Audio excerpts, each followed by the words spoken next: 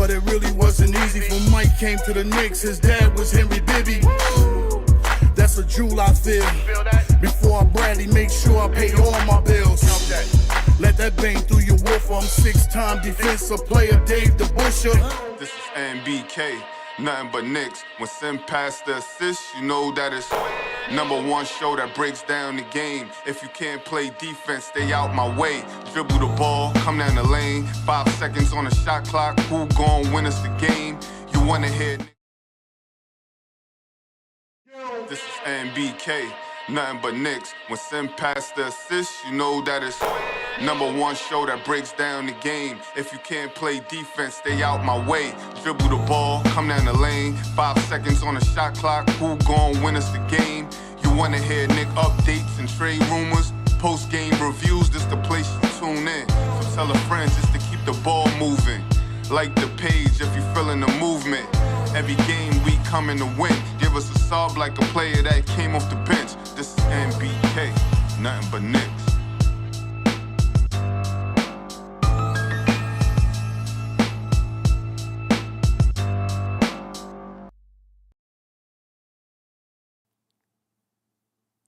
Knicks family, what's poppin'? It's your boy. Excuse me for some of the mishaps right here in the beginning of the show. But ladies and gentlemen, that was Jay Boogie. I'm going to play the whole track for you a little bit later on. A good way to kick off this elimination game by the New York Knicks, because we face elimination tonight at 7:30 p.m. against the Miami Heat. The Miami Heat lead 3-1, ladies and gentlemen. This is, without a doubt, a big one. A big one. The biggest one that the New York Knicks have seen. At least this very team. The biggest one that this team has seen. And we're going to see how they respond, ladies and gentlemen. I'm expecting the Knicks to come out with fire in their belly. Dig what I'm saying? They've got to come out with fire in their belly, because if not, they're going to get lit up by the Miami Heat. So this is a big game. The Knicks face elimination tonight. There's some key people that got to step up and perform. And the #1 person, ladies and gentlemen, is Julius Randle. He's got to step up and perform.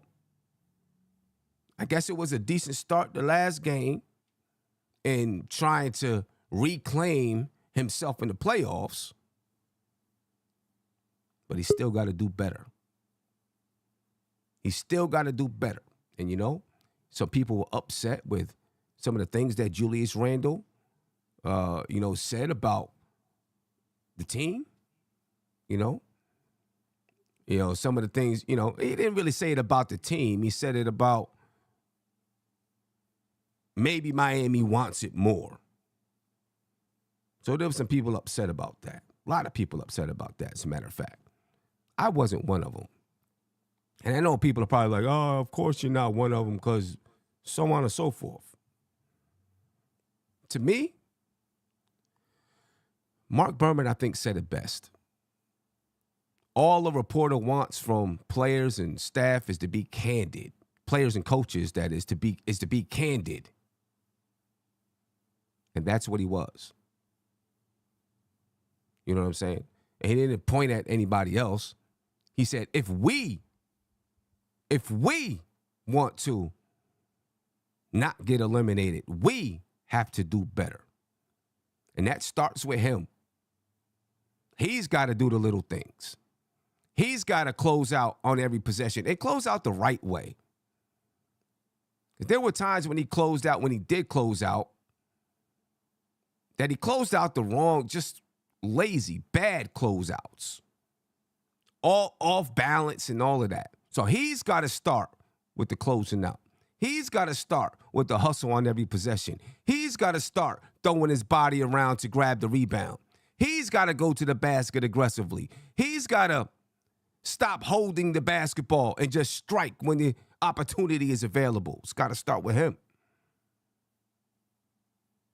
It's got to do it. This is the time to do it. The Knicks are facing elimination, ladies and gentlemen. This will be the last game of the season. And if they don't want that season to end tonight, Randall, if you don't want the season to end tonight, it's got to start with you from that energy standpoint. The energy standpoint, that's where it's got to start. Got to bring it. If you don't bring it tonight, if you can't get motivated to bring it tonight, and I'm talking to all of the players, if you can't get motivated to bring maximum energy and effort tonight, then I don't know what to tell you. You can't do nothing then. That's my word. If you can't get up tonight, we don't need you on this basketball team. Seriously, you got to be able to get up for this one. And you got to bring maximum energy and effort, ladies and gentlemen. This is an elimination game. Elimination game. And you can't have that kind of performance at home. You dig what I'm saying? Can't do that. Can't do it. As for the injury report, folks, it's pretty much the same as it's been. Nothing new in the injury report. I am not expecting Emmanuel Quickly to play tonight. He is doubtful for tonight. And, of course, on the injury report, Bam Adebayo, he's available, right shoulder discomfort or something like that, but he's available. Jimmy Butler is questionable, but he's going to play. It's an elimination game. He's playing. Caleb Martin is questionable. He's going to play. It's an elimination game. He's playing. All right. Cody Zeller, because of his nasal fracture, you know what I mean? They have him down as being available, though. But Emmanuel Quickly is doubtful. If anyone, is in support of playing Evan Fournier, he's questionable. Probably wasn't going to play anyway. All right, so that's what your injury report looks like for today. For tonight, that is, not today. For tonight. But at this point, it don't matter, man. Injuries, it is what it is. Everybody got something going on. Everybody got something going on. You know what I'm saying? I don't want to hear about no ankles. If you hurt to the point where it's going to bother you, don't play. Just sit it out. You know what I'm saying? Because I don't want to hear no excuses. You got to come with it tonight.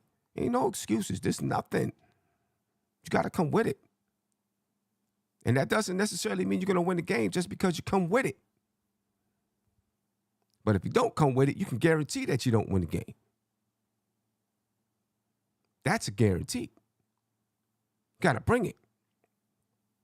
But again, for the New York Knicks, Emmanuel Quickly is doubtful, which means, somebody from that bench has really got to step up.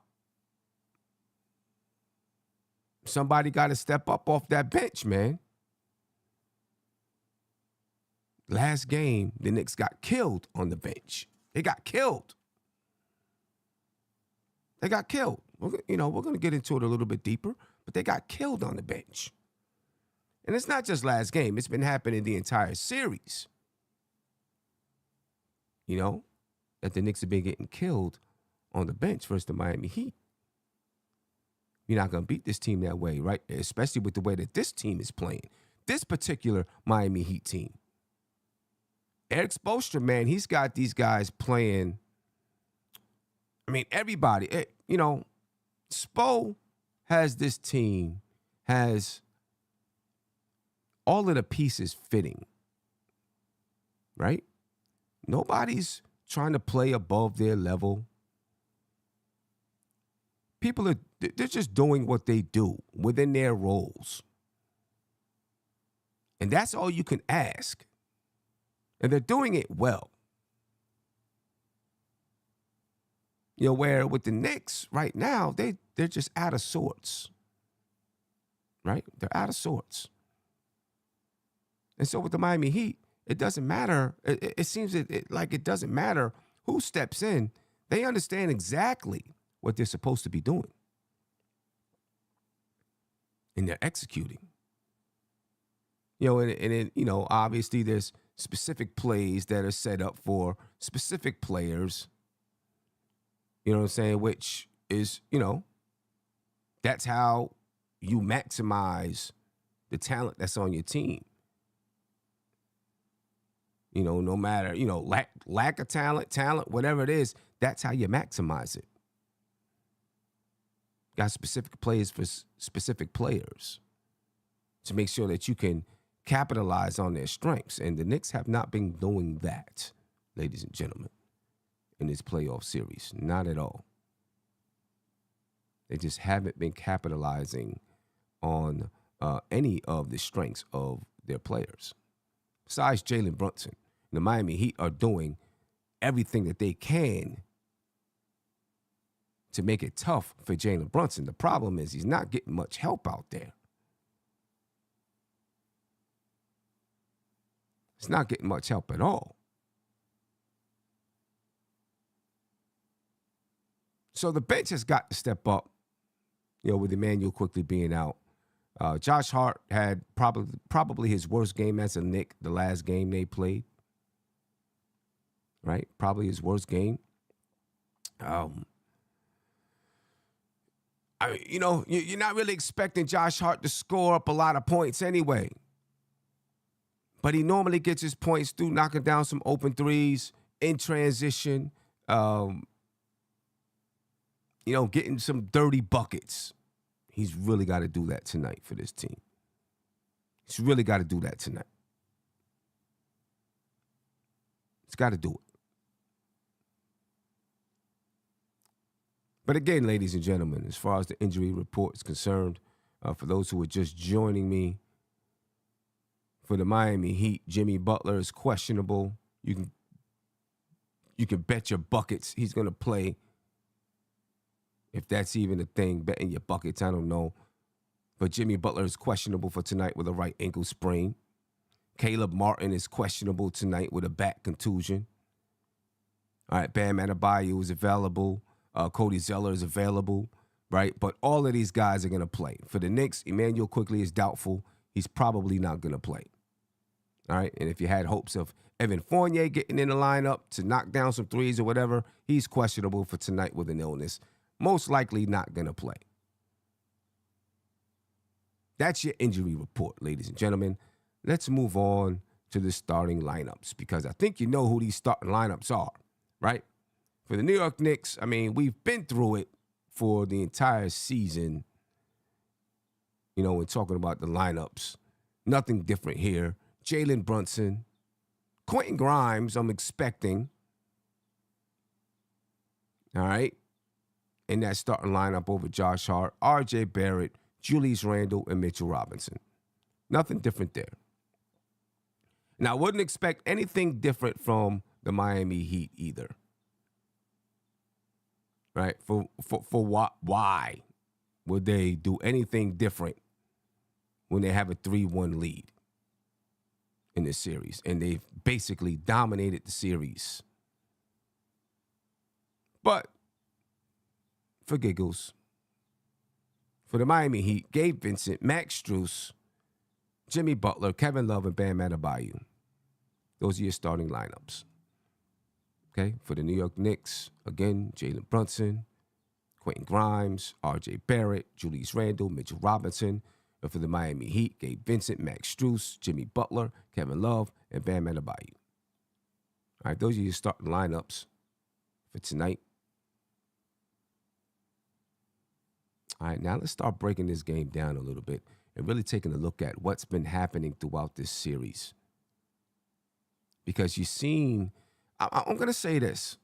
All right, let me switch this over to game statistics because that's what we're getting ready to get into. We're about to talk about some stats and we're going to talk about keys to the game.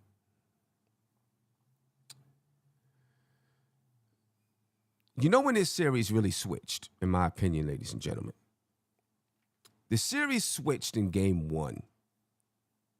Right off the bat, in game one, is when this series, in my opinion, turned. The Knicks were up like 12 in game one. They had a 12-point lead in game one. And I'm going to tell you what, I was looking like, wow. maybe this team is way better than I thought they were when they had that 12-point lead. They were looking good. And I don't know if it was exactly at the 12-point lead point of the game or but Eric Spoelstra called the timeout and he said to his team, did you forget who we're playing? This team is physical. This team will come at you. Did you forget who we're playing? And from that point on, the Miami Heat dominated this series because they came out more physical. They came out more aggressive. And it's almost like when the Knicks took that 12-point lead in game one, because I don't think they've had as big of a lead since. I think the biggest lead they've had since then is 8 points. But when they took that lead, it's almost like the Knicks felt like, we got this. This team can't beat us. And they relaxed. They put their guard down. The Miami came in with body blows and uppercuts and everything else that's in the book. You know what I mean? And then the Knicks, who were the bully, end up getting bullied. What the Knicks got to do is they got to go back to the beginning of that game. They got to go back to that game one when they built a double-digit, a 12-point lead and figure out what did we do during that time.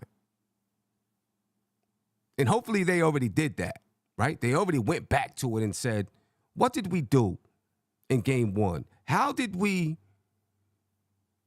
capture right there? And how do we recapture it? That's the conversation that I hope they had before this game tonight. Because it looked like they were riding high at this point. I felt like they were riding high. I felt good. Then Miami start playing their basketball game. The Knicks got to figure out how to capture that. Because even in game two, the Knicks didn't play well. Right? The Knicks were terrible in game two. They got the win, but they weren't good in game two. They got to figure out how to capture that mojo. You know what I mean? But after Eric Spoelstra reminded Miami who they were playing, the type of team that the Knicks are, Miami's dominated the series ever since. They dominated the rest of that basketball game.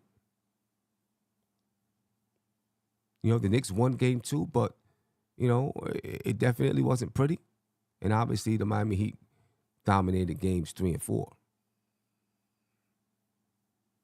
All is not lost for the Knicks.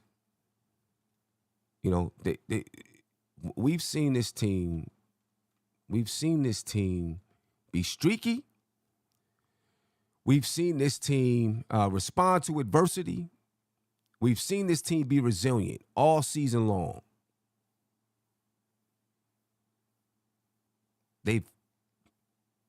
This is the time to show it again. Every time we've counted them out, or it looks like they've been counted out, they've responded. All you can do is respond one game at a time right now. But they've responded. You know what I mean? We'll see, can they respond now? Can they get out of their own way? Because they've been in their own way a lot this series, which is one of the reasons why, I continue to say that. I just don't think the lights are kind of bright for the Knicks right now. Because when the lights are bright, you get in your own way. Get in your own way. But I'm going to tell you what, though, since game two, some big changes since game two. And I'm not talking about player changes. But since game two, Miami's dominated the glass over the New York Knicks. And I think that's important because, neither one of these two teams are shooting that great in this series. The last game was an outlier, but for the most part in this series, these teams haven't been shooting the ball well. Neither one of them. So you've got to be good on the glass. You've got to be able to rebound the ball. And so far, well, the last 2 games, the Miami Heat's dominated the glass. Right? They've dominated the glass. They've really, Mitchell Robinson is not able, he hasn't been able to do the things that he normally does. You know what I mean? Mitchell Robinson's been, for the most part, absent in this series. The Knicks really need Mitchell Robinson to get on the glass. The Knicks are averaging 45 rebounds per game in this series. At one point, the Knicks were dominating, averaging over 50 after the first 2 games. Right? Now they're down to 45, and the Miami Heat, at this point in the series now, they're up to 42. So the Knicks overall are still winning the battle because Miami rebounded so poorly in the first 2 games. I mean, Miami was averaging like 32 rebounds or something over the first 2 games. 32. Now they're up to 42 because of the last 2 games. And them being able to get on the glass. I think that's been a key in this series because throughout the series, Miami's shooting 43% from the field. They're shooting 31.4% from the three-point line. Right? And the Knicks aren't shooting better. All right? The Knicks are probably shooting the same or worse. I'm about to pull it up right now. The Knicks shooting 43.6% from the field and 28% from the three-point line. So, yeah, rebounds are necessary in this series. And if they're going to let Miami dominate the glass, we're going to be in trouble. The Knicks will be in trouble. Right? 13 and a half turnovers per game for the Knicks. And that may not seem like a lot, but in this series, to me, it's a lot. Because the game is, you're not playing a fast basketball game. Neither team is playing a fast basketball game. It's ground, it's pound, it's that style of game. Right? It's a slower game. The Knicks are attempting 83.8 field goal attempts per game. That's not a high number. Right? And the Miami Heat, I'm pretty sure, are in the same boat as far as field goal attempts. Right? So if you're not attempting that many field goals, Miami Heat are attempting 86. They're averaging 10.8 turnovers per game. Those 3 turnovers are key, especially when you're playing against a team that capitalizes on your turnovers.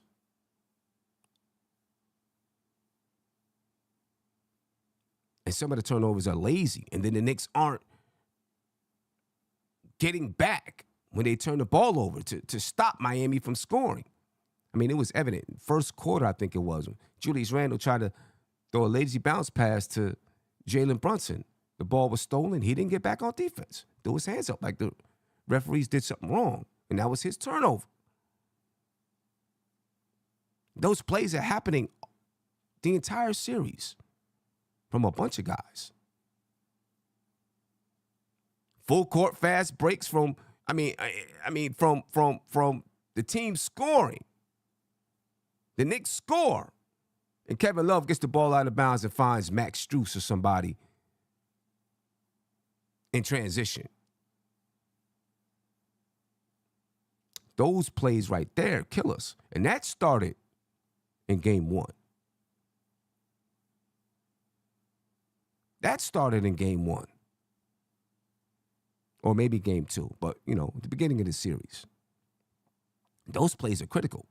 Because those are, every game, 6 easy buckets. 6 easy points. Every game. You can't have those. But the turnovers, ladies and gentlemen, 13 and a half may not seem like a lot, but in this series, I think it's a lot.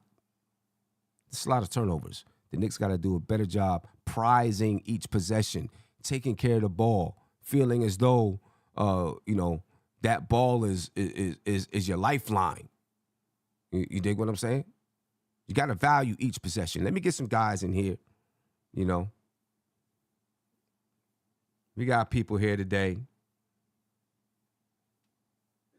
Some people, some people got it going on, some people don't. But we got people here today. For some reason, Big Bubba looks green. I don't know. Incredible Hulk, are you? Much? What's going on with you, bro? What's happening? Why do you look green? Because I'm angry. I mean, are you sick? Do you not feel good? Because your complexion right now looks pretty bad. It looks like, No, I'm pissed off at you. I mean, that's nothing new. A lot of people are. I'm cool with that. I like that.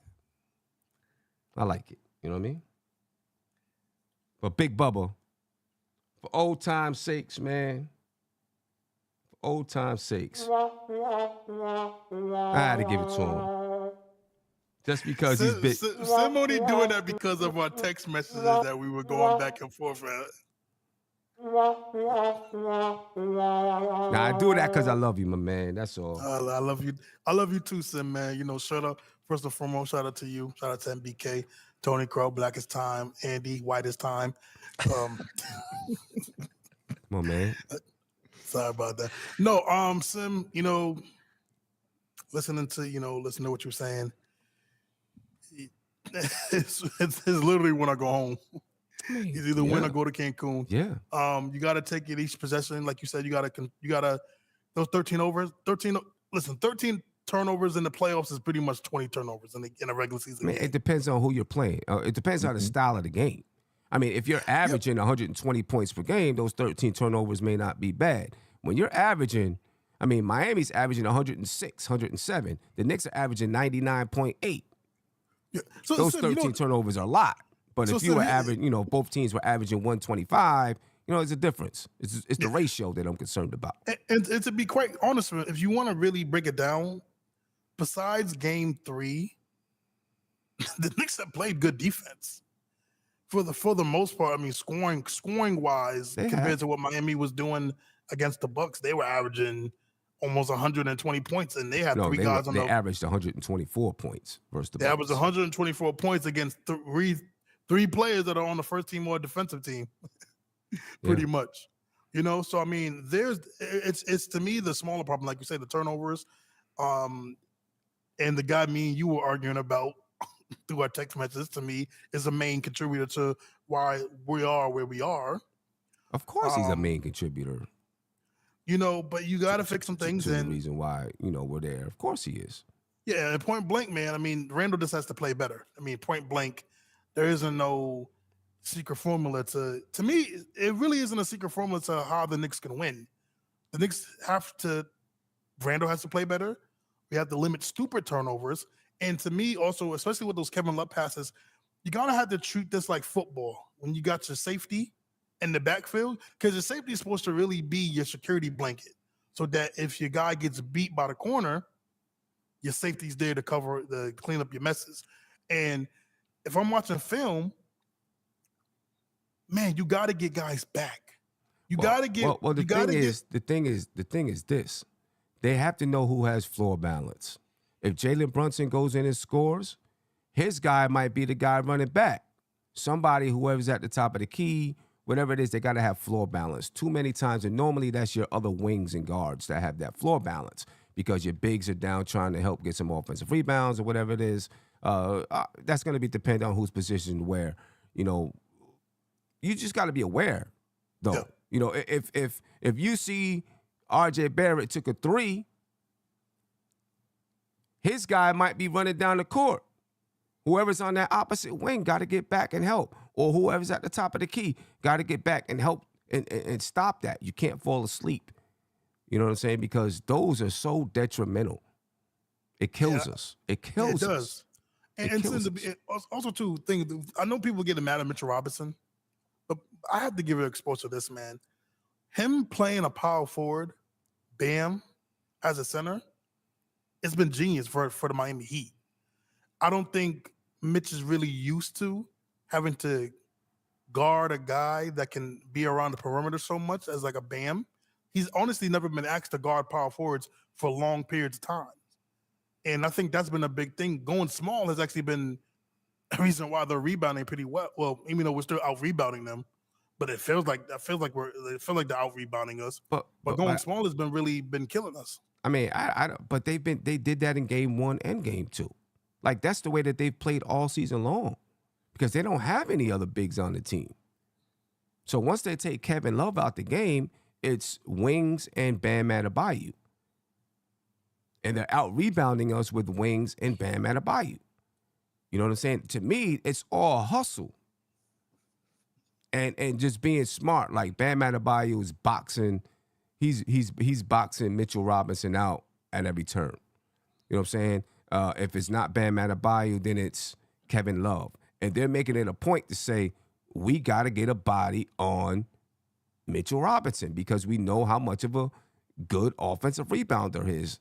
So, and they're able to pay attention to instructions and execute. You know what I mean? Go ahead, Tone. Shout out to the chat. Peace, Sim, Andy, Isaiah, your blackest time. Two things. They do have another big who has been killing us in the pick and roll with Cody Zeller. I forgot about Cody Zeller. Yeah. Like he's like we had no answer for his pick and roll with Larry. I think another thing with Mitch is in game 2, game 3, he was in foul trouble immediately, like early. And they get him off the court early, and that's throwing things off from then on out. You know what I mean? Even when he comes back, they're attacking him. So I think if he can stay out of foul trouble, that's going to be real big for us. Last game, Mitchell Robinson, after looking back, he only scored, I think, 7 points maybe, but that was his best game of the series. You know what I mean? Like 14 rebounds, 34 minutes.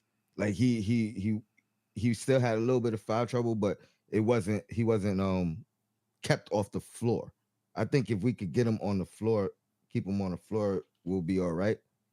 But yeah, he's been dominated with Bam. I wouldn't even. I would maybe see.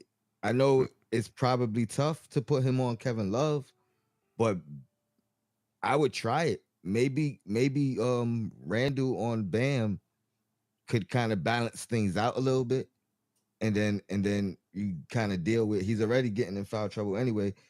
Just got to be a little bit more disciplined on Love and guarding him outside the paint. But yeah, I think I don't know. I think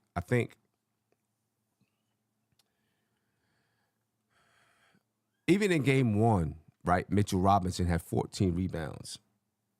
And I felt like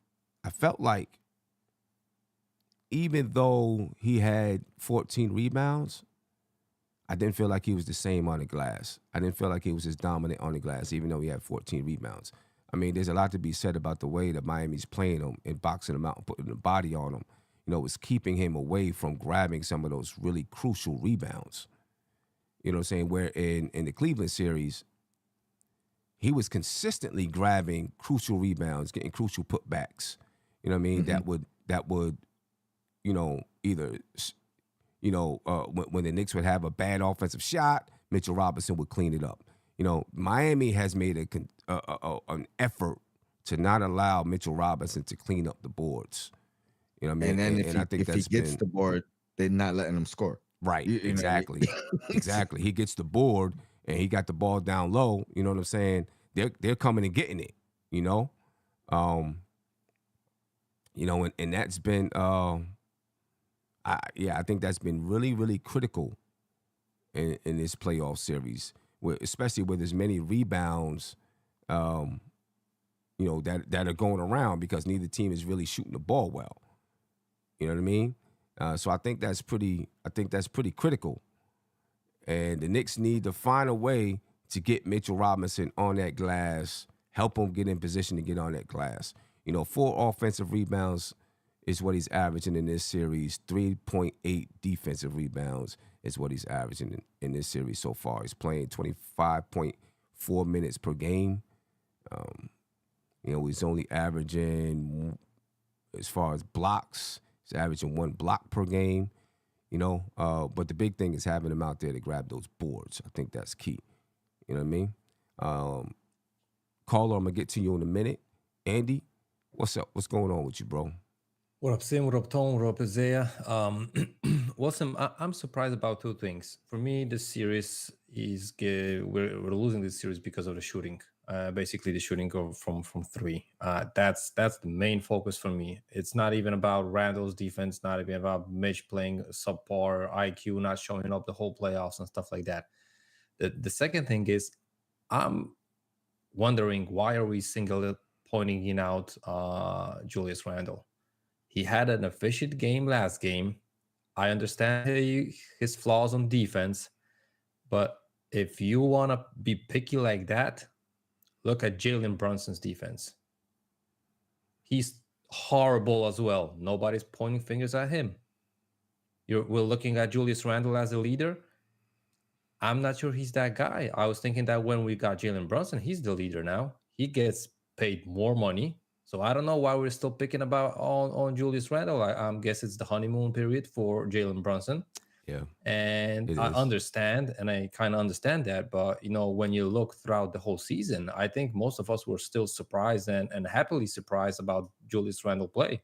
So I'm wondering, I understand he has a bad season, bad series, but look at IQ. He was supposed to be a third option going into the playoffs. He's a no-show. He's a no-show throughout this series and the Cavs series. He was terrible on both ends of the floor. So, if you want to point out guys, you should point out, for example, the bench too. They don't provide none of the scoring, which is, Mister's, whoever was on the bench, Grimes, Quickly, and the rest of the crew. They don't score nothing from the bench. So for me, it's kind of silly that we're pointing out only Julius Randle here. This is a team sport, unless it's a situation when he throws the ball, for turnover in the last seconds, and we lose by that bucket being scored that possession. Then you can blame a game on a single person. I don't think, him just having an off night on defense or, even mishaps and whatever, his head isn't not in the game. You could try to, point out maybe he has some minor injuries and stuff like that. And, he has some, shots before the game, like, cortisone shots, whatever. And his mind is not into the game like that because he's not 100% physically ready to go. And maybe, when you're playing that kind of game, like Julius is, maybe he's just mentally bothered by not being 100% physically healthy, and that might be the case, right? And it's not like I'm defending him, but for me, it's kind of stupid just to blame one person. This is a team game, and it's not like, for me, it shouldn't be only on him. Yeah, I mean, it's definitely not only on Julius Randle, but you already know how the fan base is. He's going to be the guy that they come after if he's not playing well, and he's definitely not playing well. I mean, he's not playing well, and the Knicks need him to play well to have a chance in this series. There's no doubt about it. Like this, for some reason, the engagement isn't there with Julius Randle, and I think that's what people are most upset about. The engagement isn't there. I'm not going to blame it on Randle because the bench has been terrible, right? The bench was so bad in the last game that Tom Thibodeau didn't even go to the bench, rarely went to the bench down the stretch besides Josh Hart or like in the fourth quarter. You know what I'm saying? But Randle, like the engagement, he hasn't even been arguing with the referees, right? And that's part of how Julius Randle is engaged. When he's arguing with the refs and stuff like that, he's engaged. You know what I'm saying? And I don't know if like he feels like I don't want to argue with the refs because I don't want to get, attacked or get this or get that. And maybe he's subduing himself, but he just gotta beat him. He just gotta go out there and beat him. But by all means, this series is not on Julius Randle. And for people that are saying, oh, you gotta do this, you gotta do that, to me is ridiculous because there's too much other stuff happening to blame it on one person. You can't blame it on just the bench. You can't blame it on just Quickly. You can't blame it on just Brunson or just Randle or just RJ. It's the whole team, including Tom Thibodeau, is getting out coached. You know what I'm saying? It's the whole team. We're just, we haven't shown that we're as good as this team right now. Go ahead, Tone. I think Randall is low hanging fruit. Yeah. You know what I mean? It's the easiest person to target. Half the fan base don't like him anyway. But I think part of the reason when it comes to Brunson, Randall, and why Brunson doesn't get the criticism that Randall gets is offensively clutch time. Granted, not saying Brunson hasn't made mistakes, but But he's there. he's showing He up. shows up. You know what I mean? He He's shows up. performing. And then the other thing is his stature. His defensive limitations are based off of his physical abilities, not off of his effort. Randall has shown time and time again when he's locked in, he's a good defender. Yeah. That's the difference. We know Randall's capable of being a good defender. Brunson, we know no matter how much he tries, it's more effort than physical ability. And I think that's where it's like, I mean, Brunson gets a yeah. little bit of a pass, and Randall, we know what he's capable of. And I think and even if he's making mistakes, I think it's the whole part of it is him not being looking like he's not as engaged. I think that's a big part of it with Randall, is looking like he's not engaged out there. You know what I'm saying? And people get thrown off and get upset at that. We need a different Randall today. It doesn't guarantee a win by all means. But you need a different Randall to come out today. One that's engaged, one that's just playing his basketball game. But Andy, I agree. It's not all on Julius Randle. You know what I'm saying? Like Tony said, it's low-hanging fruit. It's an easy person to come at. And, he puts himself in that situation, though, because he's not playing as engaged. But, it's easy. Oh, well, you know what? RJ's playing well. I'm not ready to come at Brunson yet because we're still on our honeymoon. You know what I'm saying? Oh, yeah, I'll go at Randall. You know what I'm saying? That's it. Oh, Easy here way we to go. go. You know what I'm saying? I mean, but Isaiah, you're getting greener and greener, bro. I mean, but that's how it's been since he's been here. You know what I'm saying? And he's got to do himself a favor and play engaged. If he does himself a favor and plays engaged, he can get past all of that. You know what I'm saying? Can I say something real quick? Yeah. It just for me, right? Me and you were going back and forth. My biggest thing with Randall is just the effort. Like, that's what I just said. Engaged. But I don't want you to repeat what I just said. Let me get to the phone call. I'm not. I was going to repeat. I was going to say something, but I mean, it's okay. you getting ready to repeat it. I'll let Andy, you come say back what to you it. said. Caller, you're live. Tell me your name and where you're from, please. My man, you there? What's up, fellas? Can you hear me? Yes, sir. What's going on with you, brother? How you feeling? Hey, what's up? This is Karim from Lower East Side Manhattan, but residing in North Carolina. What's going on, Karim, man? Big Knicks fan. Yeah, man, I used to call up back in the day, you know what I'm saying, before y'all got all big on me and got the studio and all that. I was, you know what I'm saying, I was part of the original crew. I remember you coming on, man. You used to be on, Yeah. I know it's been a minute. Yeah, man, I've been low, but I definitely, I'm always tuning in. Right? You know what I'm saying? My girl know when I get off work and I get settled in, I'm trying to see what's going on with you guys every day. So I'm super proud of you guys. Appreciate sticking with it, and of course all the great things y'all been doing for the Knicks community. But I do want to say this. I'm at work right now, so I don't have a lot of time. I seen y'all was on. I said, hold up, let me go outside real quick. So I want to say this, man. I think, this is my take, of course. I think the jig is up. Like, we hired Tibbs in the beginning. A lot of people wanted Atkinson. We wanted different people because we thought about the long term. But it is what it is, so we said, okay, he's going to establish us.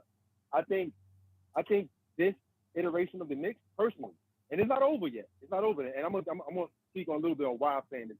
I think this iteration has run its course. I think they've plateaued. The Knicks, I just was listening to my other guy, Macri, his show, they put out, and somebody put out a stat that going into game 4, the Knicks started 5, Brunson, Grimes, Barrett, Randall, Robinson played 0 minutes together going into game 4. And all season, I've been like, yo, this team is so great. I can't wait till we go to the playoffs. I want to see how teams are going to beat us. I never thought that we would beat ourselves. So it took us 4 games to get to square one.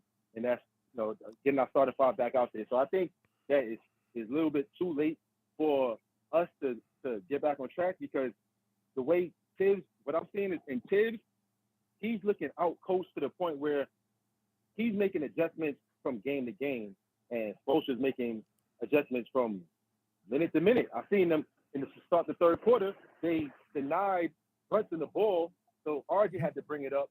Yeah. They successfully denied him the ball 2 possessions after the Heat scored, bringing the ball up. And then the next possession, on the 3rd possession, they denied him the ball again. And as Barrett brought the ball up, they had Jimmy pressure him. And I guess they said, if he turns, I want the double team to come. They got a turnover. And that was the last time you've seen that. So it's like they constantly, the Knicks are always behind. And I really think that Tibbs kind of broke the Knicks. You know what I mean? They had a lot of camaraderie. You had Grimes earning his way into the starting lineup. The way he just broke that team down, Julius Randle he fouled out in the game last game. I believe he had 6 turnovers. I believe 5 of them was 5 offensive fouls. Yeah. And all the things that we're saying about the Knicks, about Julius Randle not showing effort, even then and still, he only played topping 6 minutes. He played 6 minutes the first half. He didn't even play the second half. Yeah. So I think that Thibodeau is unraveling. He's been what's the word someone said? He's when you do it to yourself, he's I can't remember. Self-sabotage, self-inflicted, Plaxico burst. Self-sabotage. He's self-sabotaging. But I think this is who he is in these big moments. So I think that this iteration and run its course. I think if I don't want the Knicks to lose, but I think if they lose tonight, I think they're going to hear boos from Randle, fire Tibbs. If they lose, I don't think they're going to lose the close game. I think everything's going to come to a head, and we're going to see all the internal damage that Tibbs has done going into this, because he made adjustments before they even. Most teams, when they make adjustments, is because they lost. He made adjustments to start the series. So let me ask you this: was it really an adjustment? The reason why I asked that is because Grimes went out in the Cleveland series, right? And Josh Hart was playing, so maybe he felt like, okay, we were successful with Josh Hart in that starting lineup, in that series. Let me not disrupt that and continue it, when Grimes came back. Right. Because I don't think I think if Grimes wouldn't have gotten hurt, I don't think that he would have taken Grimes out the starting lineup for Josh Hart. I think he would have kept it the same way that it is. Now, it took him, maybe after game 2, well, you won game 2, right? And so you say, okay, we lost the first game. Randle wasn't there. We won game 2. Even though it was a struggle, we won game 2. And so now you get to game 3. Are you going to make that change in game 3 after you just won game 2? Or are you going to keep what you just did? Because, you look at game 1 and you can say, well, maybe we have an excuse because Randle wasn't there. We win game 2. Now we're at game 3. I'm going to stick with the same lineup. It doesn't work. And now you say, all right, you know what? This ain't working. Now maybe I need to switch it up for game 4. So you dig what I'm saying? No, I think that's fair. And what I would say to that is that a lot of critics of Tibbs say, and it's just their opinion, but a lot of people say, oh, he was just waiting for a reason to start Hart. The same way he did I believe that. The young boys when he did Alec Burks. Uh-huh. This guy's a new Alec Burks. Because I say this, over the years, we all complain about Tibbs' unfair treatment. And we've had Randle get injured. We've had, little injuries. We had Brunson have little injuries. We've had RJ have little injuries. And when those guys were healthy, no question, they was back in the starting lineup. I get it. The only time I've seen him do this is with young guys. And I'm just thinking, what kind of message is that sending to your overall team? Because you see Spoelstra not starting, but he's getting Highsmith play. He's going 10, 11 deep. The biggest advantage the Knicks had going into any playoff that we had the best bench in the NBA. The Knicks haven't even played their bench together. They haven't played their starters together or their benches together. Can I play devil Let's advocate be real honest quick, though. sir? The bench hasn't shown up in this series when they're out there on the floor. Together, though. NBA and the NBA and sports has some of the most guys that are very what's the word I'm looking for? Like when they do things repeatedly, when they constantly do the same thing. Right, repetitive. Superstition and professional sports is about routine. So how do you decide that you're going to change the whole routine of your team to start the playoffs with these young guys? Like, I mean, becoming a but starter I in the mean, if NBA, you that's but a hold problem. but, on, but wait, if you Sam, look can I at say the something? first series, 1 second, Zay, I'll get right up. If you look at the first series, the bench wasn't showing up in the first series, right? Julius Randle was But do out. you go away? No, But you can't but check it understand, Tim. out. I But hold understand you, up though. But hold up though. And then in the yeah. second round, Julius Randle had to start for the beginning of the second round. Julius Randle had to. Obi Toppin had to start for Julius Randle. You know what I'm saying? So then that switched up what happened with the bench, and then Grimes was out, so you had to pull Josh Hart off the bench. I mean, was it done intentionally, or did we have injuries that caused the bench to get in a little bit of flux? Well, I mean, I feel like in the end, the Knicks they had something going on. They had something special going on. And this series, I have not seen any of that. No. I mean, like when Grimes went out, the first game Grimes came back, he played 5 minutes. Played 5 minutes that game, and then Jimmy was out game 2. That was his perfect chance to get Grimes back in the starting lineup. He still went with Hart, and Grimes was fully healthy. Still went with Hart. We won that game, and we still didn't look like ourselves. And then the next game, we lose. It's just like, I just feel like Thibodeau is reactive. He's not proactive. And at this level in the playoffs, you have to be proactive. And I think that's where he's coming up short. And I think it's having a trickle-down effect on the players because they don't know if they're coming or going, and they're too young to just be professional about it because they don't have the experience. So I'm not going to keep you guys. I'm at work today. I appreciate you guys taking my call. I appreciate you, my brother, for being patient. Yes, sir. Yo, hey, I hope we win tonight, fellas, and I'll talk to y'all after the game. All right. Appreciate you, brother. Peace. Yes, sir. Peace. I mean, it's tough. You really got to look at it in its entirety, man. And as Zay, I know you wanted to say something to him, but he got off. You got to look at it in its entirety because people say, well, he changed the bench. He didn't change the bench because he wanted to. Guys are hurt. So you got to insert some. He didn't just say, oh, I'm just going to start Josh Hart. Grimes got hurt. And so that's who he decided to start. And we won game 2. And you can say, well, we didn't look right. We didn't play well. But you won the game. You know what I'm saying? I mean, I don't know. People say, well, you got to be proactive. Proactive to what? How can you be proactive? How can you, in some ways you can be proactive. You can't always be proactive.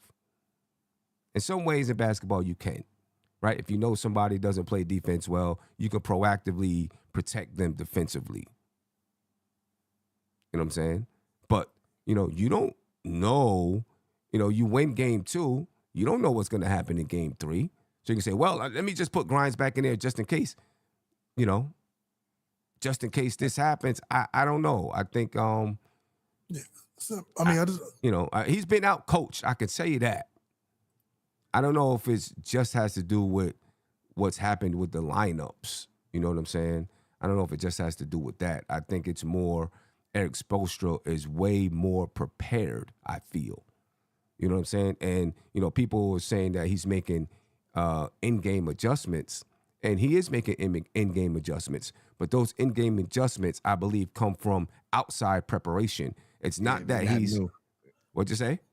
He's not just pulling it out of thin air. He's not just pulling it out of thin air. He already has it in the playbook. He already has it. If they do this, I'm going to do this. If they do that, I'm going to do that. And that's what I mean by preparation. And then when the time comes, he says, well, let me do this. Let me do that. You know what I'm saying? Oh, I know they're going to try to come with some kind of play to get themselves going at the beginning of the third. So we're going to pressure Brunson because we know it's going to run through Brunson. I think he's way more prepared. Yeah, Sim, real quick too. I just wanted to, I was going to play devil advocate with him, but especially with the things about the young guys. And to be fair about Thibs, he's always been like this with young players ever since the Bulls. So I don't get where, look, We killed Thibs last year when Quickly was playing bad, and he continued to play them. And look what happened this year. He was literally six. He was second. He's the second person in 6 men of the year.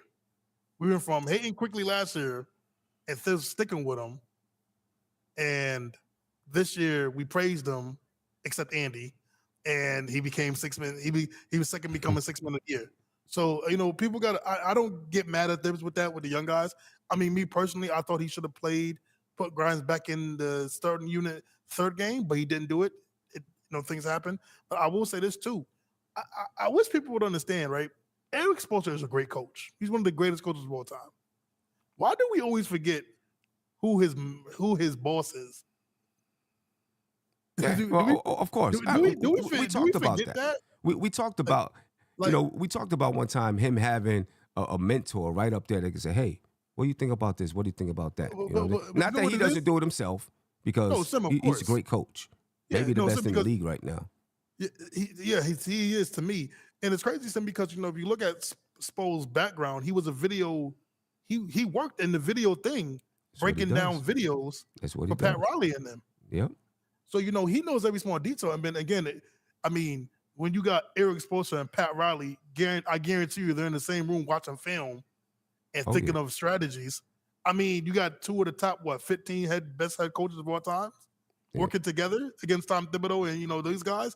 Again, you're gonna get every detail, but and it doesn't take anything away from what Tom Thibodeau needs to do. I think Eric Spoelstra is more prepared than Tom Thibodeau in this series. You know what I'm saying? I agree. What I don't agree with Karim is what I've seen from this team over the last 3 years is that they're still elevating. Right? I'm not losing sight of the fact that we made it to the playoffs one year. We got eliminated 3-1. All right, we missed the playoffs the next year. There are some things. We had injuries, so on and so forth. We made the playoffs this year, got past the first round, and still have a chance to make this a competitive series in the second round. That doesn't – I'm not taking that lightly. To me, we're still getting better. And I think we owe it to this team to see, can we get even better next year? Yeah, and for me, I really do want to save how I feel about this season until it's all over. But preview, it wasn't a bad season. No, it's actually listen, Giannis I think said it best when he got eliminated. It's steps, it's goals. People hate it. Listen, Sam. I'm one of the people too. I really thought we had a very, very, very strong chance to at least get to the Eastern Conference Finals, seeing that Miami was in front of us. But why do people forget that Miami 2 years ago, they went to the finals? I know some people hate to say bubble or not, but they went to the finals. You got Jimmy that went to the finals. Gabe Vincent went to the finals. You have Kyle Lowry, Kevin Love, both NBA champions. Eric Spoelstra's an NBA championship coach. Pat Riley's an NBA championship coach. I mean, they got a lot of championship these guys. I mean, Sim, seriously, there's a lot of championship pedigree on that team. Yeah. I mean, besides Tom Thibodeau, he's the only one on the Knicks that's won a ring and has been to the finals. I mean, again, guys, it's stepping stones. It is. What we're doing. And let's not forget, Big Bubba, that the league wants 2 play-in teams in the championship. Hey, listen, Sim. Let's let me keep tell you the conspiracy going. Sim, hold on. Sim, the Knicks ain't getting outplayed. Sim, let me tell you something. They're getting out refed. Real quick, two things that dude said that I think we could all agree on is we all thought Tibbs was just waiting for that moment to. Oh yeah, I did. I thought put it too. Hart in the starting unit, and I think he did make a great point as far as Randall injury, Brunson injury, RJ injury. Those guys get healthy, they get inserted right back in.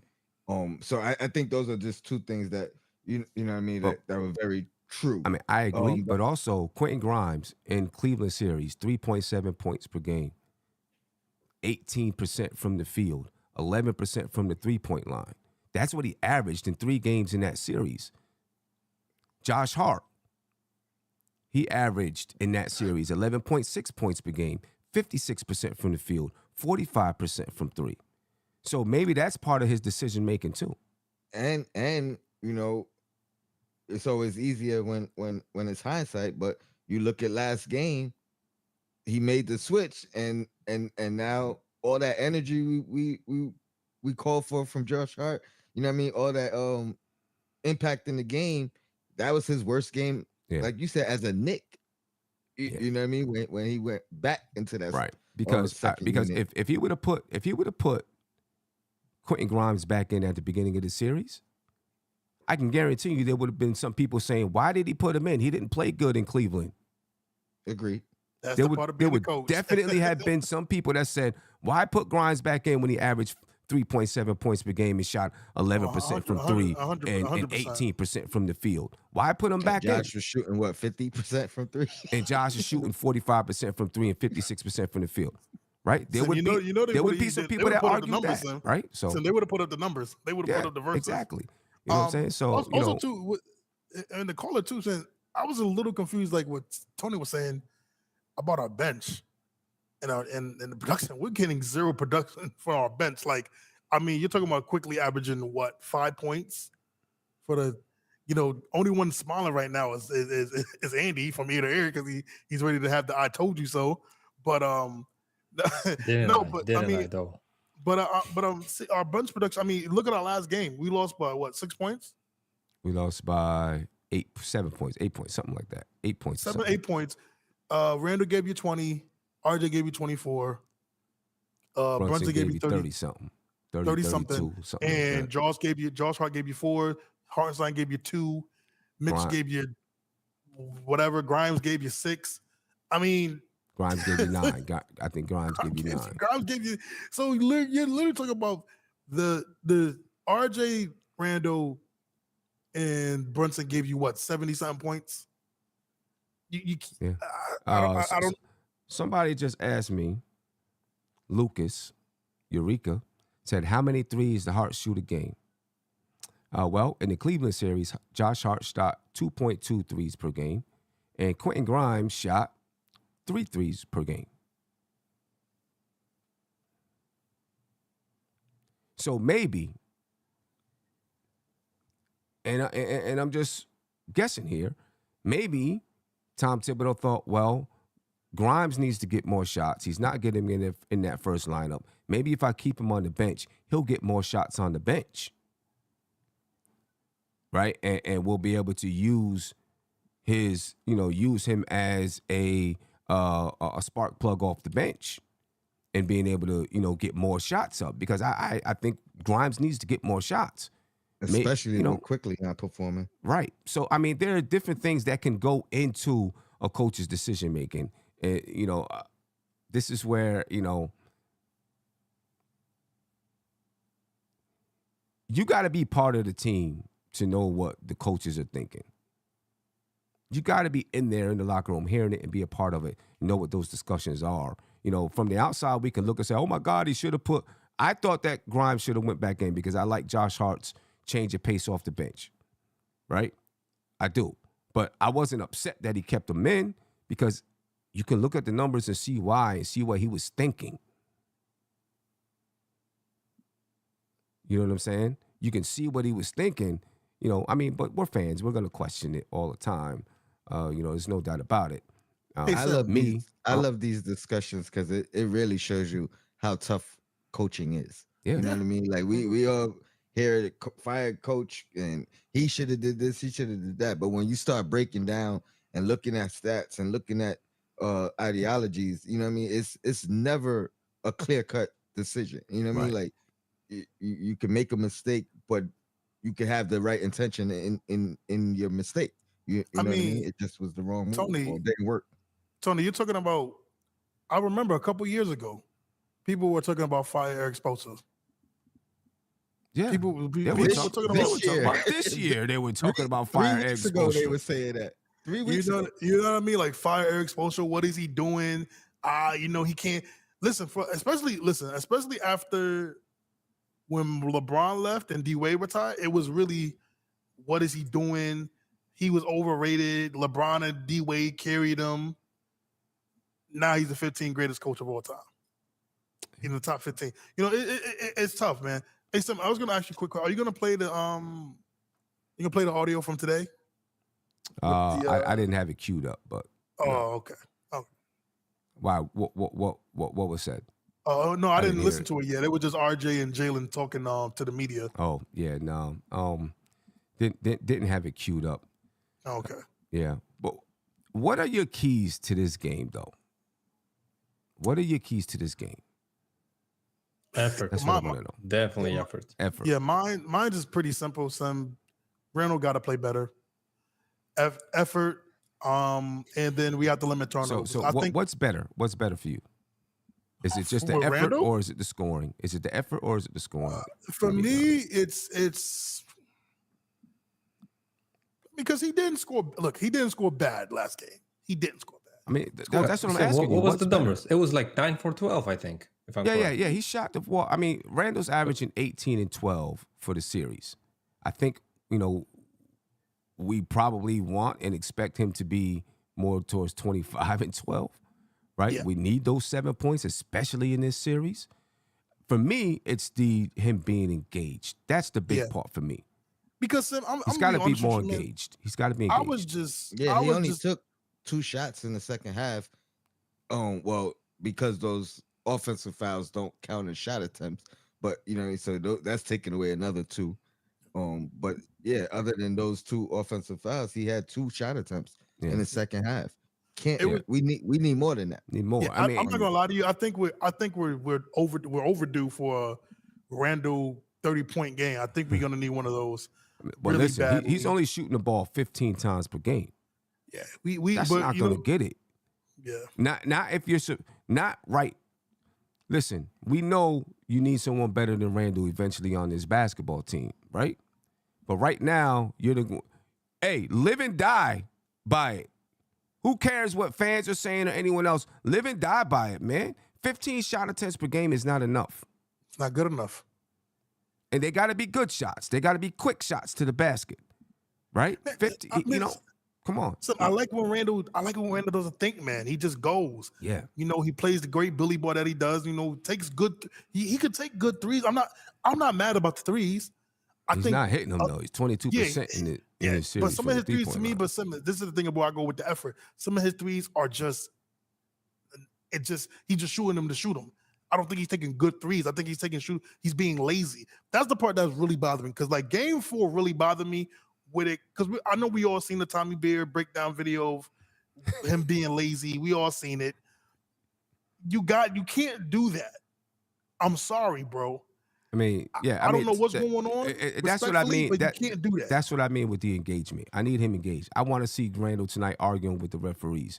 I want to see Randall throwing his hands in the air because he's mad because maybe someone didn't pass him the ball, whatever. All that stuff that people don't like, I want to see it because to me that means he's engaged, and we'll get a Randall that's playing better basketball.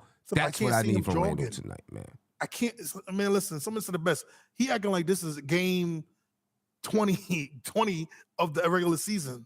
No, bro, this is the second round of the playoffs. I feel you. Like you got to play like it. It's like I said, Sam. If he gives out a motivated effort, we limit the turnovers. Stop doing stupid turnovers. I'm fine with if the Miami Heat are playing great defense, they force a shot clock. Those are whatever. I'm talking about stupid turnovers where we're dribbling the ball off our foot and something like that, or we doing, for God's sakes, stop doing jump passes. Stop jumping in the air and pass. Like, bro, if I hear Clyde Frazier say that's one of the biggest sins you can do in basketball, stop doing that. The Knicks been doing it all season. I've been mostly Randall does it. Mostly Randall does the jump passes. A couple other guys do it, but Derrick Rose does it too when he's playing. Andy, I haven't heard from you, man. What's your thoughts, man? What are your keys to this basketball game? Well, so for me, it's effort at the number 1 place. But if we ain't gonna hit those threes, this is a no go. We won't win if we don't shoot around 35%. This is for me. It's that simple because we're getting the same shots that we're getting in the season. We're just not making them, and it's not like the Heat are so good defensively because they play the same kind of defense the Knicks do. They clog the paint. They let you shoot, and like the Queen says, that's their game plan. if you're gonna make threes, we're gonna take an L, and they're gonna be happy with it because they feel like this is the playoffs, and the Knicks are, outplaying themselves in their heads because we're panicking more than we're supposed to be. We got open shots and we don't make the threes, and for them, it's such an easy game, such an easy defense. So for me, it's as simple as that. Of course, we can get out rebounded and stuff like that, but that's the effort part. So effort and Sim, just to add to what we didn't mention in this show and in the previous shows, I was kind of mad that when we knew the game was lost, there wasn't some kind of short scuffle kind of event in that game. I wanted someone to hit someone in the thigh, so they're gonna get bruised up in the next game and stuff like that because I'm they with it. bumped Mitch. They bumped with it. Mitch around, and he was hobbling all game. They bumped Randall around, and whenever he attacked, they called an offensive foul on him. So if you're gonna take that foul, just take that one more foul, but bruise someone up. Andy, If it's gonna be a Andy, you didn't watch scuffle, Andy, you didn't see the script?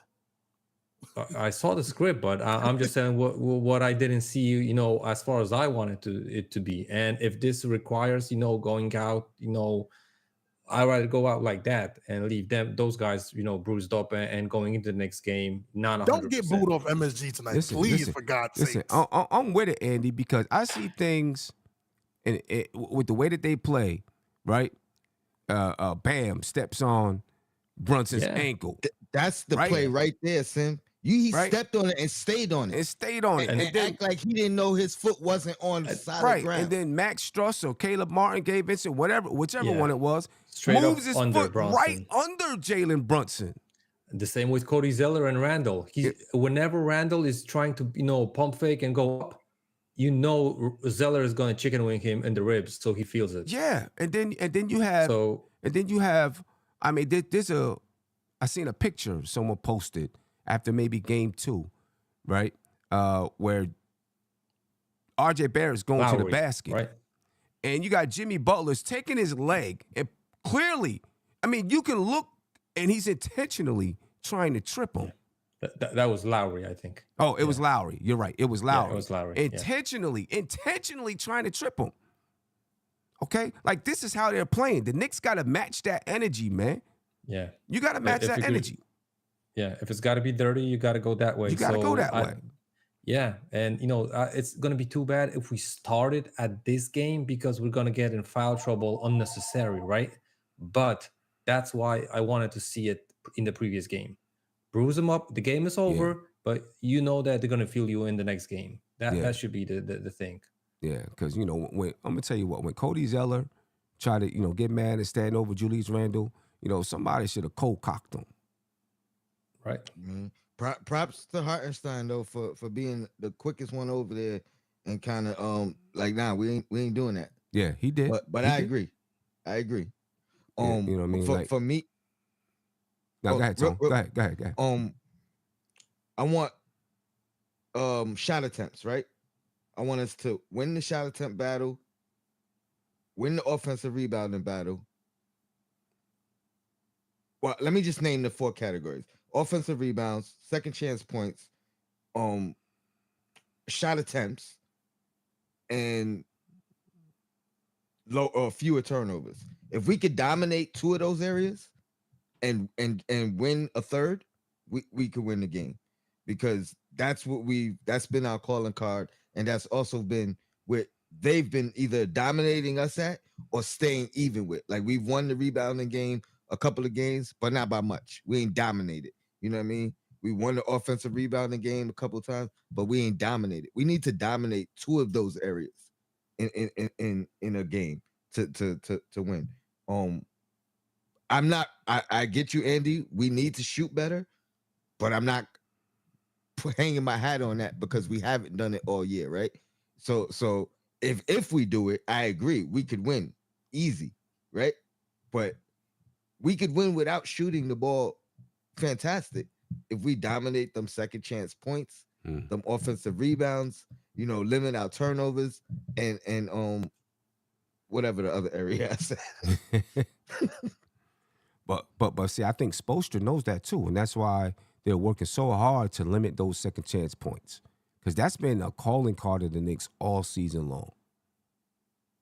Right? Second chance points, missed shots, second chance points. The Knicks, they just got to get dirty in this game. And more, that's the other, more shot attempts, which they dominated us last game. I know you said it was pretty close for the series. But last game, they dominated us in attempts. They had might be like 10 more attempts than us. Wow.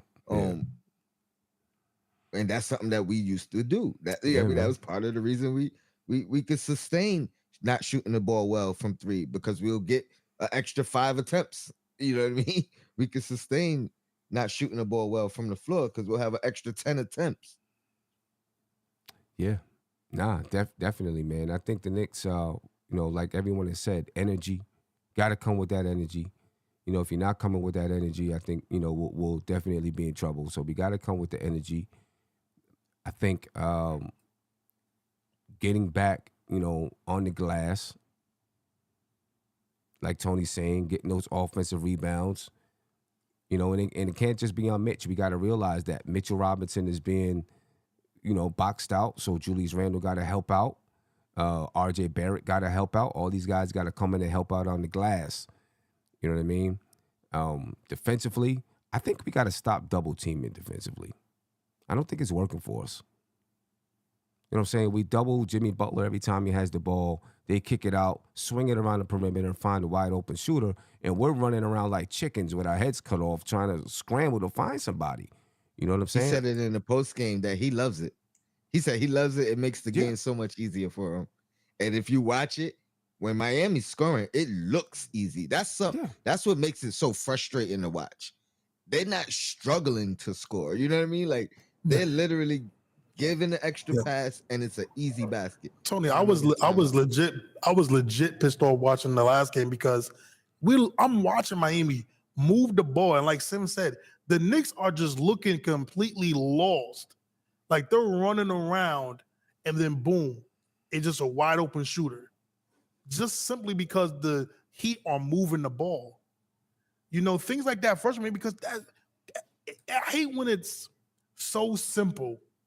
And I feel like the Knicks make it more complicated. Like you said, some doubling. Don't double. You don't have to double.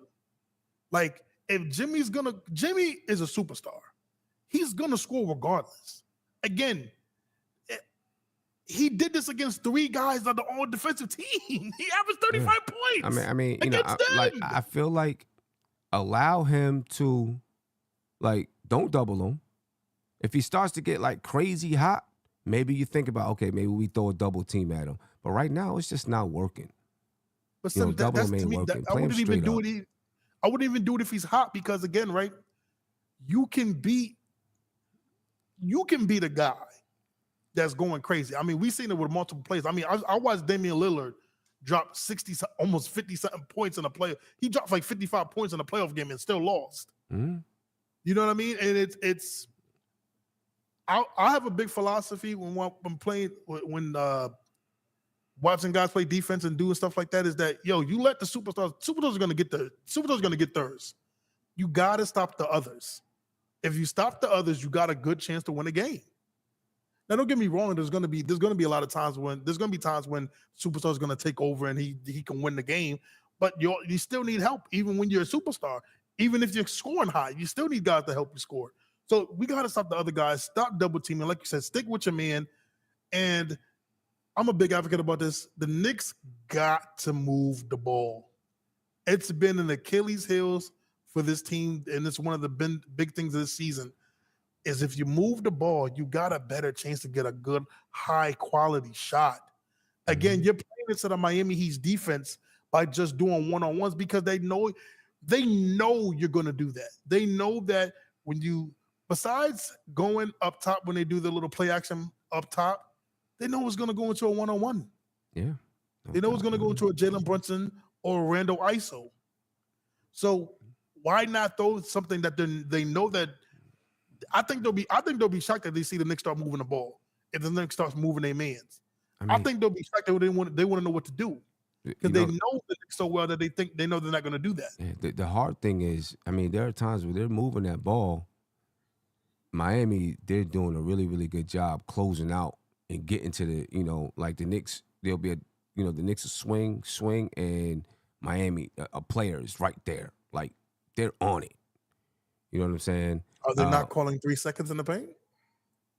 Are they not calling 3 seconds in the paint against I'm Miami? talking about for Miami. It's not, I don't know. You mean defensive 3 seconds? I don't know. I think they just do a better job. Like the Knicks try to do what Miami does.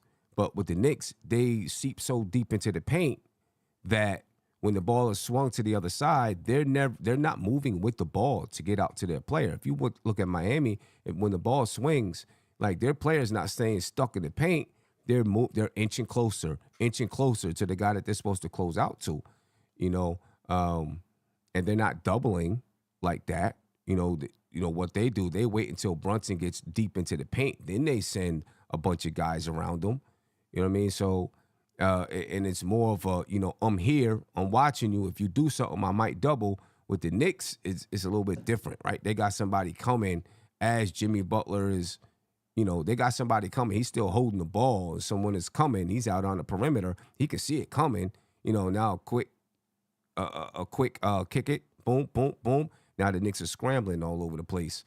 So I think we got to clean that up. And we also got to, too many balls that are bounced around don't go our way. We got to make a stronger effort to get those basketballs. You know what I'm saying? Like, they get those basketballs. They go get them. Yeah, they go get them, and they bump you while they're going to get it because it's a loose ball. So the ref probably ain't going to call a foul, right? So bang, bump you out the way and go get the ball. They're being more aggressive and more physical in that aspect. I think the Knicks got to do that. They got to get more physical in that way, and don't be afraid to bump to go get the loose ball or to push them out the way. And they probably feel like they're not getting the benefit of the foul calls, which I probably agree with. But, it don't matter now. You got to do it. You got to do it. I'd rather you get that kind of foul than a defensive shooting foul. Yeah. You know what I mean? A potential and one foul. Right. Touching somebody on the hand. Tony Wiley said, on my way, this podcast feels like a therapy session, man. You should have been here in the days when the Knicks were losing. Talk about therapy sessions. I used to call you Dr. Phil. You know what I'm saying? They was seriously therapy sessions. You know what I mean? Rafael Joel Rubio said, let's win today. Hopefully Randall shows better effort is all I ask for. I'm with you 100%, man. Let's get this win. Randall, show some effort. Show some energy. Be engaged out there. You know what I mean? And, however you go out tonight, go out with the Garden cheering you on. If you go out and you put maximum effort out there on the floor and you're battling to the end and you still lose, the Garden's going to be on your back, and they're going to have your back, and they're going to be encouraged for next year. If you go out and you stink up the court, man, you're going to get what you deserve. The biggest thing tonight, because the Knicks can't win this game. Yeah, they can.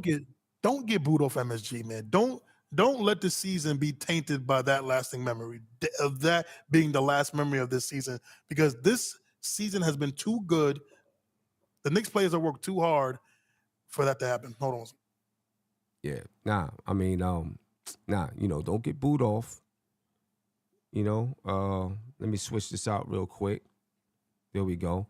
Don't get booed off the floor. Put premium effort out there, and and you take whatever happens with you, and then you retool and get ready for next season, man. You know what I'm saying?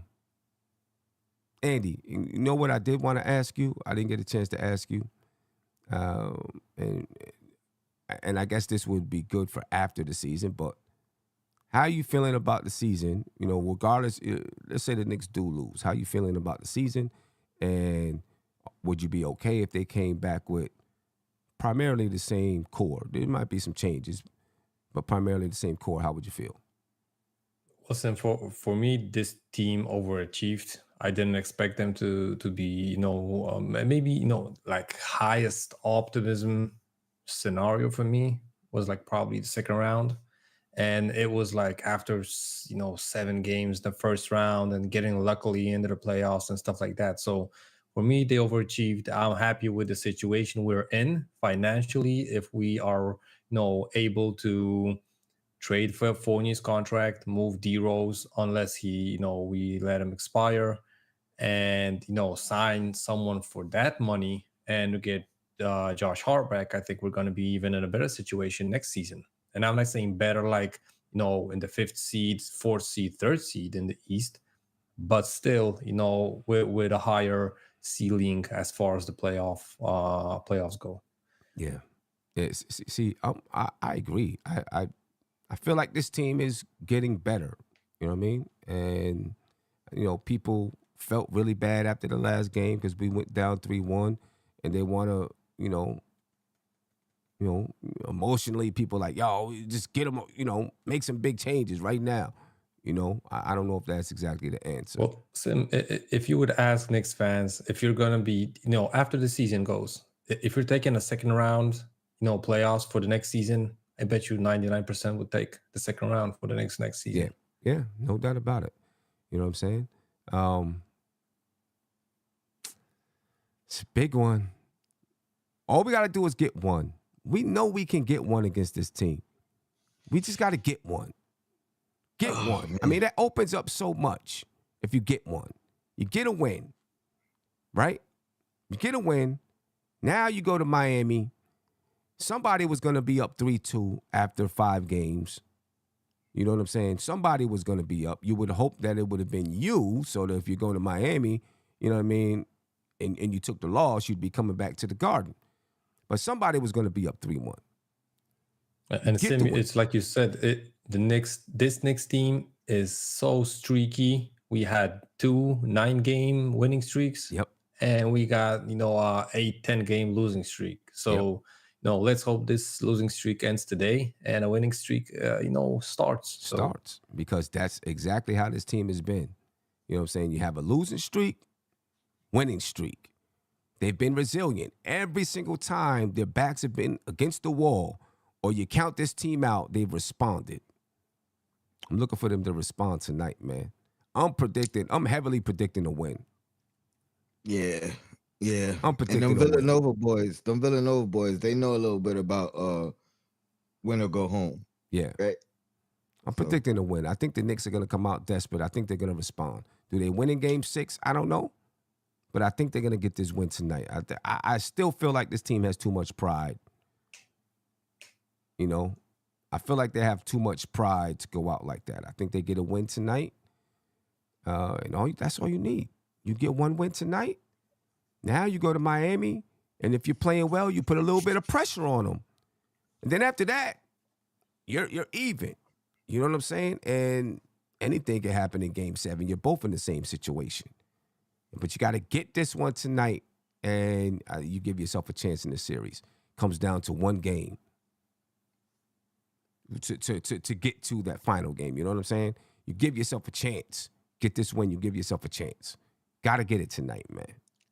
I think I wasn't prepared to have done my last losers lounge for the year, so we need another losers lounge. We need another one. So I can mentally prepare myself, if anything. Yeah, you know what I mean? Darren Wayne, last question I'm going to take before I get out of here. You said, if the Knicks were down 3-1 to the Bucks, would we still have the same negative narrative?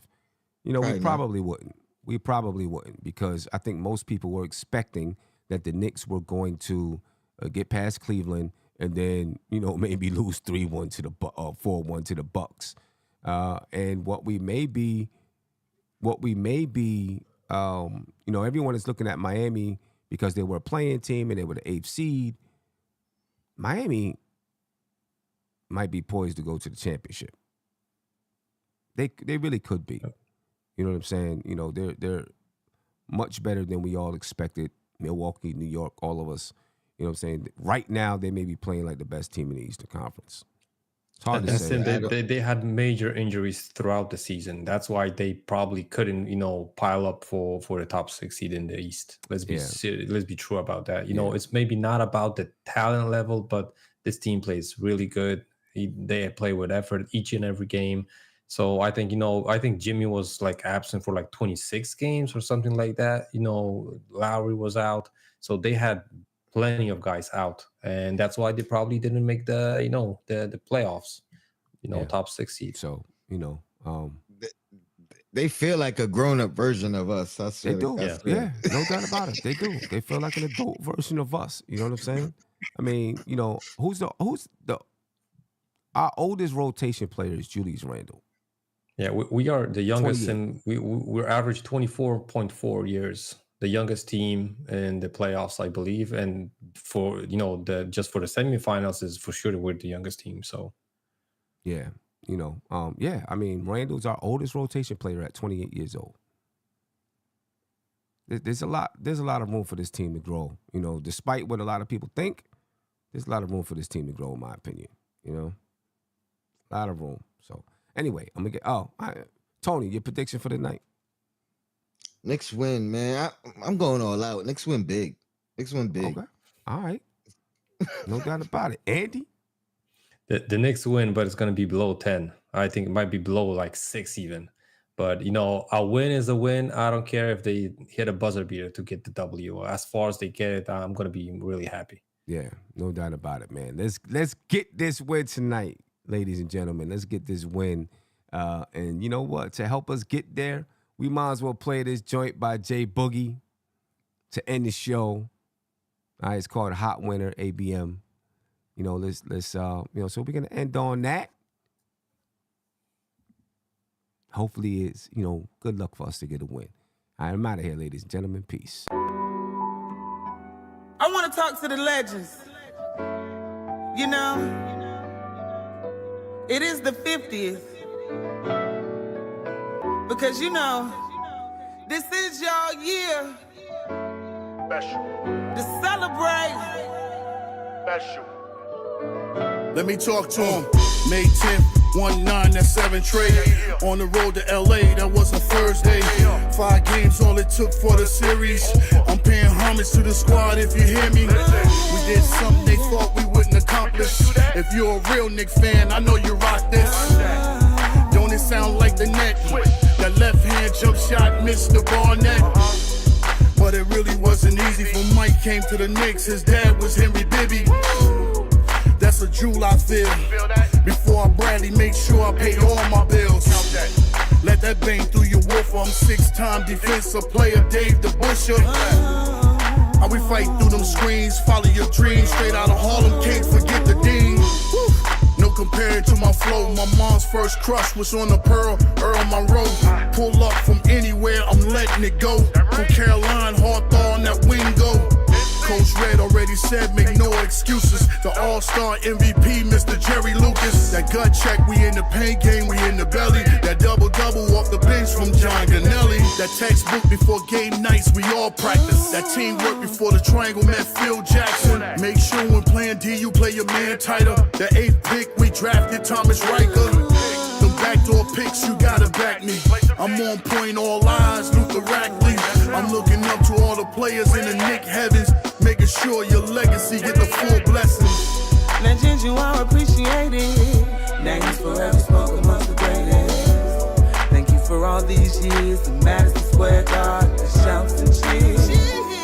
Your contributions set the bar so high, pushed us to be the best franchise. Yeah, 3 capital S's, salute, salute, salute. Legends, we honor you.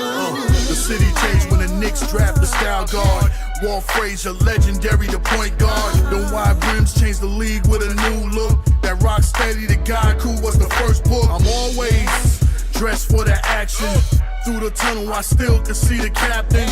No mistakes, how you made it to the league. You gotta limp through the pain to get the Willis Reed. They know I fight every play on this ball court. I'm looking down through the clouds, protect the home court. Make sure when at the crib you protect the home. And don't forget Chuck D, call it the Terror Dome. Legends, you are appreciated. Names forever spoken amongst the greatest. Thank you for all these years in Madison Square Garden, the shouts and cheers. Your contributions set the bar so high, pushed us to be the best franchise. Yeah, 3